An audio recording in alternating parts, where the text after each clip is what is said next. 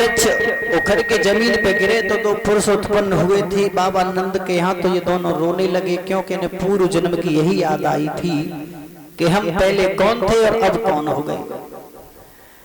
लेकिन रोने के बाद फिर ये हंसने लगे। हंसे इसलिए कि देखो तीनों लोगों के स्वामी और आज जाऊ फल से बधे पड़े।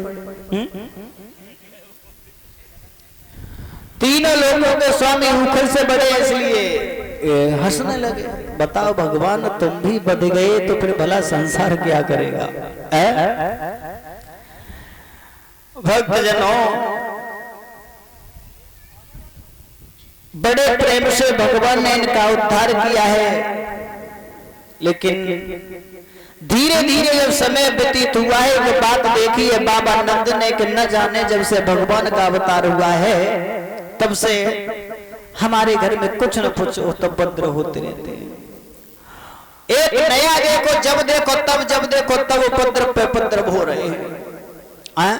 तो नंद बाबा ने क्या किया है कि तुलसी वन था एक, तुलसी वन को कटवा दिया है और वहां पर जाकर एक नया नगर बसा लिया। उसी का नाम पड़ गया है वृंदावन। जब वृंदावन नाम पड़ा है तो कंसराज वहां पर भी चैन से नहीं रहने देता है। कभी अकासुर कभी बकासुर तनाव्रत केसी राक्षस पर राक्षसों को भेज रहा है लेकिन भगवान को मरवा नहीं पाया।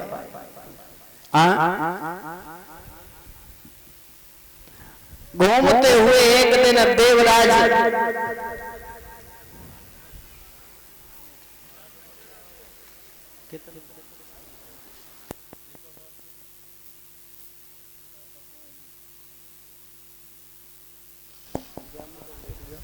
घूमते घूमते एक दिन जो नारद बाबा कंसराज के जब मथुरा में पहुंच गए, कंसराज के यहाँ पर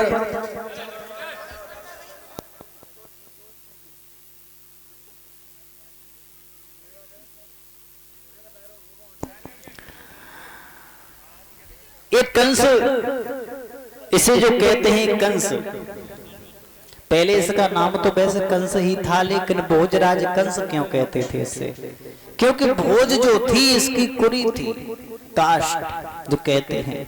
आजकल हम तुम लोग लगाते हैं अपने नाम के यादव ठाकुर जो भी लगाते वो कास्ट थी भोज, इसलिए भोजराज कंस कहते थे उसे। तो भोजराज कंस के दरबार में एक दिन देवर्षि नारद पहुंच गए। तो नारद ने एक बात कही, कंस तुम मालूम ये पड़ता है कि दिन पर दिन दुखी रहते हो, तुम्हारा जो काल बताया था गोकुल में क्या वो मरा नहीं? बोले नहीं। तो पूतनों को भेजा, अकासुर बकासुर कैसी तनाव्रत जो भी जाता है कोई भी लौट कर ये नहीं बताता काल मरा या जिंदा। क्या क्या